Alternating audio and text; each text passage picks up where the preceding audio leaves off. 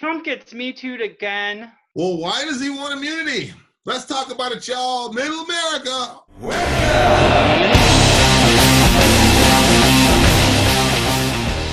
Well, there I was, dear listener, on Facebook.com/America Middle. And the big homie, Matthew Maeda, shout out to the big homie, posted an article that reads like this: Judge rules woman who accused Trump of rape can proceed with defamation lawsuit. So he posts this, and then I took a cursory reading of it. I then tagged the amazing Leah, and I said, "Hey, Leah,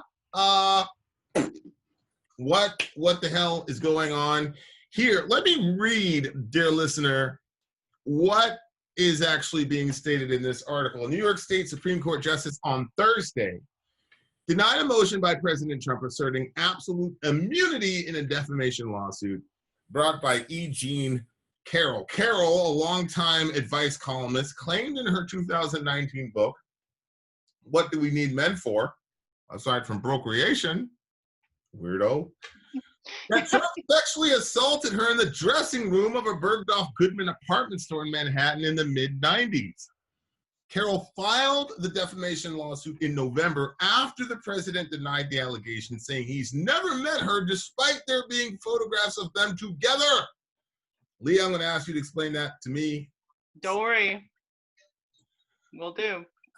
Trump's attorneys argued that Carroll's lawsuit should be paused until a decision is made in a similar suit brought by former apprentice contestant Summer Zervos, who alleges that Trump sexually assaulted her. Judge Verna L. Saunders ruled Thursday that Carroll's lawsuit can move forward before a state appellate court makes a decision on Zervos's case, where a judge will decide whether courts should defer litigation involving a sitting president until after he steps down, end quote. Now, dear listener, you might be asking me, who is Leah and why is she on this video? Well, here's why. Contrary to the vicious lies and misinformation and disinformation, Middle America is not an echo chamber. Now, all of you guys know my antipathy toward President Trump, especially the last few videos where I said he was leaning towards fascism.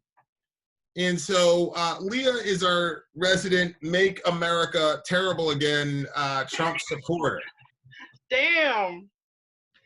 So that being the case, Leah, I've got some questions. Okay, I've got some answers. Do you believe, when you consider Trump's track record with women, whether it's the if my daughter was old enough, if I wasn't related to my daughter, I'd want to, copulate with her, to put it kindly, the misogynistic insults that he's hurled at Rosie O'Donnell, as well as other people in the sex industry who he has cavorted with. Then, of course, we have the infamous grabbing by the junk line.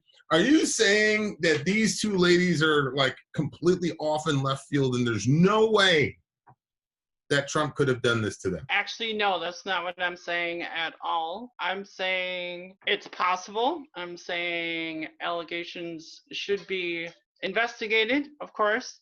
But in doing my research about this lady, I found a few red flags that make me question. Okay, before we get to that, something that's troubling to me is this push for absolute immunity. If he's completely innocent, why would he need absolute immunity? Good question. Why isn't she charging him with rape? That's another good question. Well, she's charging him with sexual assault. Isn't that what? Well, she's charging him with defamation. Suing him for defamation. Correct. She's not for rape. Yeah, that's actually really interesting. So the dude sexually assaults her. He denies it. And now she's suing basically for character assassination, defamation of character. Right. You're arguing, isn't the sexual assault obviously the greater sin, and why isn't she doing that? Okay, here's how I'd respond to that. Because it happened in the 90s, and it is now 2020. And considering what happened to Joe Biden's accuser, and considering what happens to women when there is any space of time, much less 25 to 30 years between the incident and the accusation, it's logical for me that she would completely just give up on getting a sexual assault charge on Trump, and then this would be the next best thing. So that's how I'd respond to that. And secondly, if she won a defamation of character suit, that would by de facto mean that whichever judge or jury awarded her that, it would also mean that they believe that she was sexually assaulted, because if she wasn't, then there would be no defamation case. So I think this is the closest that she can come to any sort of vindication without getting completely destroyed by, like so many women do when there's any gap of time between the accusation and the charge. Okay, interesting. But you still haven't completely answered my immunity question. Why would an innocent man want immunity? Because maybe they know the allegations are baseless. Why would you need? And don't really need to see a reason to fight it, or to have to go through all that time and money to defend themselves against something they know they didn't do, or there actually could be some, merit to these allegations, and he's now his ass. That's possible. We were supposed to shoot this video 3 days ago. So within that, and I'm sure you've done your research. What do you have? What do you have to show us to defend your president? Are you going to vote for him? Are you going to vote for him you're going to vote for him in November? Really? Is that a serious question, Vin? A serious question. Absolutely. Sori and Izzy have been flip-flopping. They were converted to Trumpism, and then I know. Sorry, I'm getting Sori back on the Trump train. I'm sorry.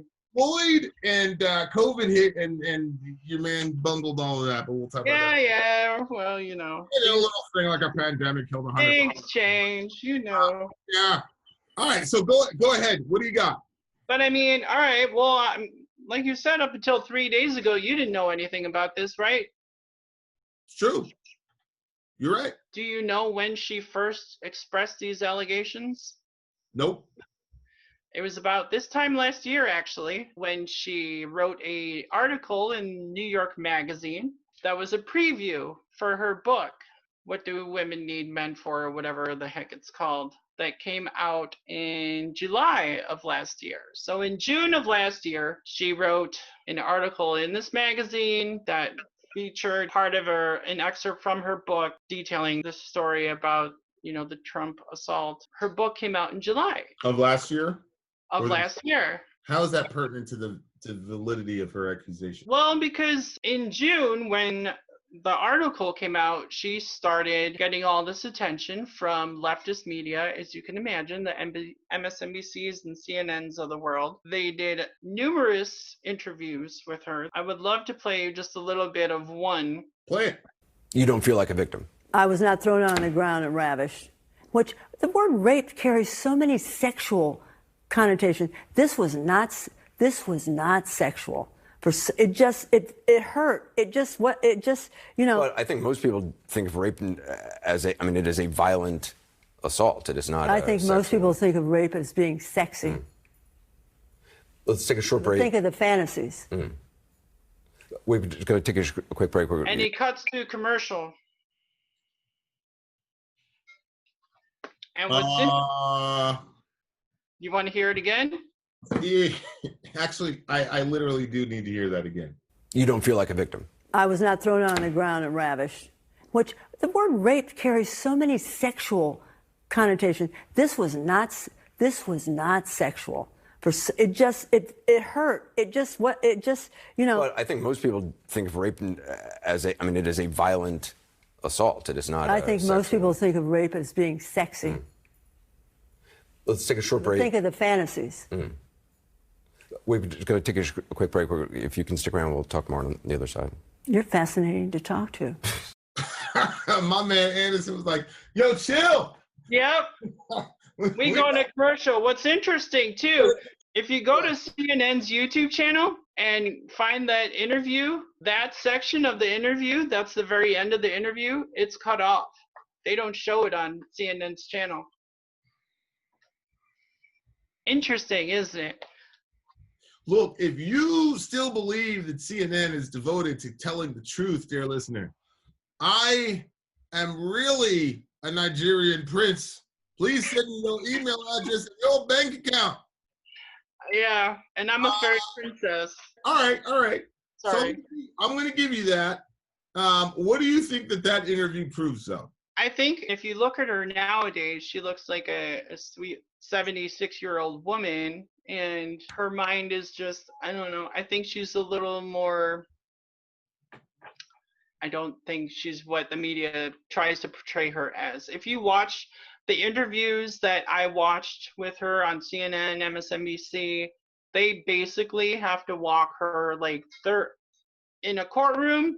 They would be getting flagged for asking leading questions. How many though, Leah, assault? What else do you have for proof? Because I want to make sure you get time before I go in on it. Well, I have something that I thought was really interesting. She's claiming the assault happened either in late 95 or early 1996. So I found an interview that she did on Charlie Rose. It's called Women and Men. It's more like a roundtable discussion where, you know, they're talking about the differences between men and women and yada, yada, yada. So this is a fair representation. This came out 6 months before the incident supposedly happened. It's interesting because it gives you a better idea of what she actually looked like at the time, what her mind frame was at the time, and here, listen to this real quick. No, they know that. I think the thing is, the principle that's changed over the years, just suddenly in the last 30 years, is now we have the leisure and the time and the money, women have the time to love more than one man. Maybe that's it. More than one man. Because before we had to be attached. Yeah, he was our ticket. He supported us and he fought for us and he took care of our children. Now we have our own money and we can have maybe more than one man. Well, if they have the money, if they have the money, why do we go to work for them every morning? I don't think the women have the money. We'd love to be with you. We had this man in the very deepest tissues of our brain, not out here in the fresh tissues, but way down here by the spine. We have this man-centered gene. Our whole lives revolve around men. Women do better when they like each other better than they like men. They like men. They like men more. We live to please. I can prove my case. Think about all the weird, screwy, twisted things women do to prove that we love you. Like what? Bikini waxing. Yeah. She also goes on to say something about how, you know, one of the guys on the round table says, you know, times have changed. You can't just run around and club women and take them back to your cave. And she's like, but women love that. We love when you do that. So, I don't know. It's just interesting. What's with her? It seems that she's the one fantasizing about. Exactly. That's kind of my point. It's like she is not some little prude woman. Like she, you know, at this point in time, it's funny because in 1995, she's saying women love men. Look at all the stuff we do for you. Look at how we spend thousands of dollars on wedding dresses just so we can float down the aisle to, you know, impress you. Okay. And then she becomes famous for Going what the hell we even need men for book. Okay, so here's what I'm going to tell you. The first video clip, I would say, okay, you got a point, because she's saying that people are always connecting sex to rape, and, you know, and then she talked about rape fantasizing and things like that. I think that is extremely problematic for her credibility. The second one, and again, she, you know, you're saying she made an allusion to rape again as a sort of fantasizing type of thing. The second one tells me that she's eccentric, but it doesn't tell me that I shouldn't believe her. The first one is a problem for her credibility. The second one is like, yeah, she's a little bit weird, but that doesn't strike me the same way. And one of the things I want to avoid is potential victim blaming, because I'm trying to be as consistent as possible. I did the exact same thing with Biden. But I want to read you something, though, because here's my issue. It wasn't just her, right? There was another one who was at The Apprentice, and she made a similar claim. Okay. Right? Isn't that true? That's true. And did you know that E. Jean Carroll also accuses Les Moonves in her book? What does that have to do with Trump, though? Well, it's interesting because didn't Les Moonves, the former president of CBS, didn't he get fired from CBS? Doesn't he have numerous allegations against him as well? All right. So let's pull back here. But Hold on. She didn't file any lawsuits against him, even though he adamantly denies the claims. When asked about it, he denied her claims. He doesn't have a lawsuit against him. Yeah, but Leah, interesting. It's just an interesting. You can be politically motivated and a survivor of assault at the same time. But again, he's saying she wasn't a victim. He didn't push her on the floor and ravage her. And then she said, why do people think sex is about rape or rape is for rape? She said it wasn't a sexual. And she said it wasn't a sexual thing, basically. Okay, so that's an issue. I'm going to put that to the side. What about the other lady, though? And what about the fact that he denied being around her, even though they have photos of him being around? What photo? Says, Carol filed the defamation lawsuit in November after the president denied the allegation, saying he's never met her, despite there being photos of them together. What photos? What photos? I can show you. Show us the photo. All right, dear listener, here's the photo on the screen. That's the only photo you'll find of them together. Her with her husband and Trump with Ivana, his wife, at a NBC meeting. It looks like they're by a door. It looks like a quick little, oh, hi, how are you doing, in passing. That's the proof that they know each other, Vin. This article makes it sound like that they went to Six Flags together. And oh yeah, they holidayed every other weekend. You don't know that? Okay, so let me say back to you what I think you're saying. You're saying that these people are drumming up these false charges against Trump because it's an election season. It's obviously an election season, and obviously whether or not you believe this woman about her accusations, it's clear that she is not going to be voting for Trump, and so. Right. The political angle has to be considered. Is that pretty much where you're going? Actually, no. I'm not even going with the political argument. The thing that bothers me is she has every right to come out and say, he did this to me. Whether or not it's true, leave that aside for a second. She has a right to come out and say that. But he should also then have the right to say, what the hell are you talking about? No, I didn't, without having her go, aha! You just denied it. Lawsuit. Yeah, I got to admit.